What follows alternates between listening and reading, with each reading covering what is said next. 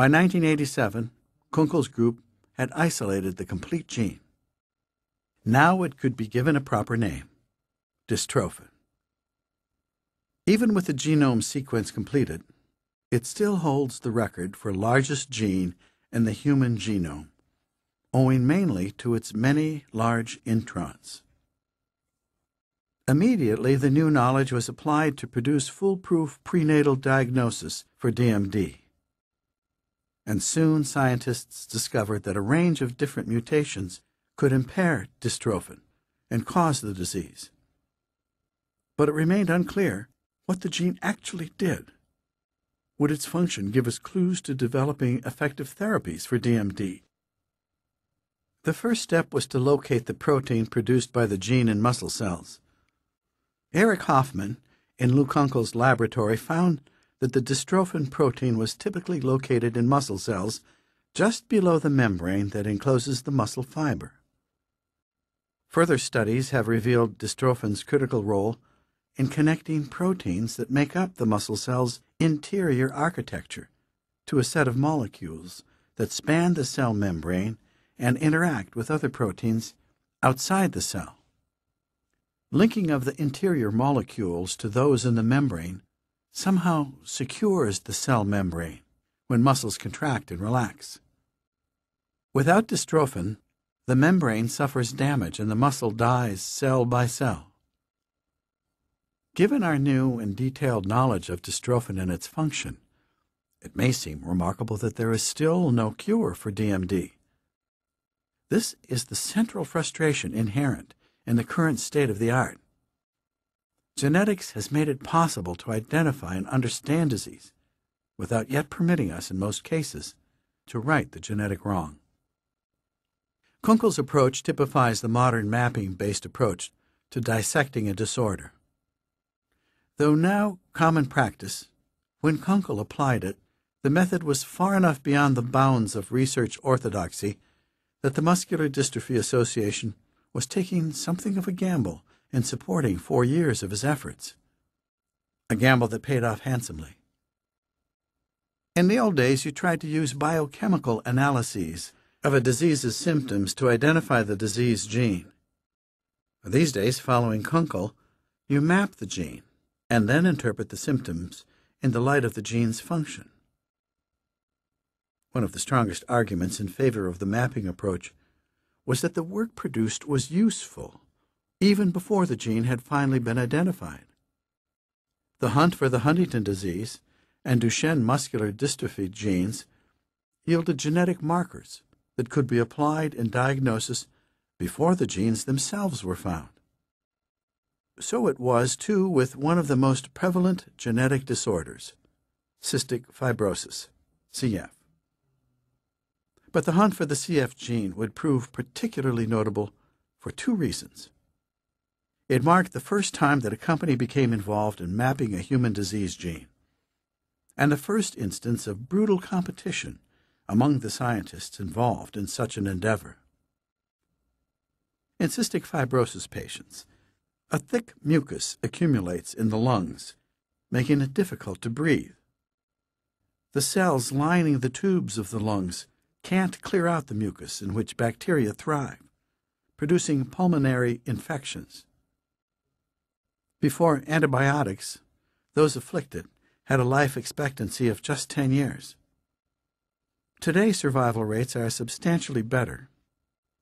CF is also one of the most common genetic disorders, with about 1 in 2,500 individuals of Northern European descent affected. It follows a recessive pattern of inheritance. You need 2 mutant versions of the gene to be affected.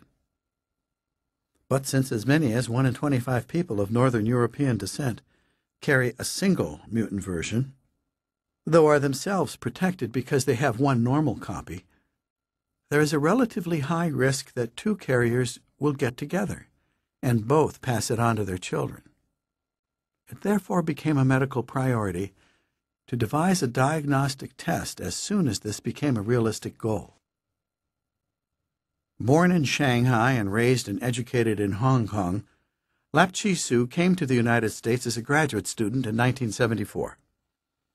Sue learned his molecular genetics doing research on viruses before moving in 1981 to Manuel Buchwald's laboratory in Toronto to work on cystic fibrosis.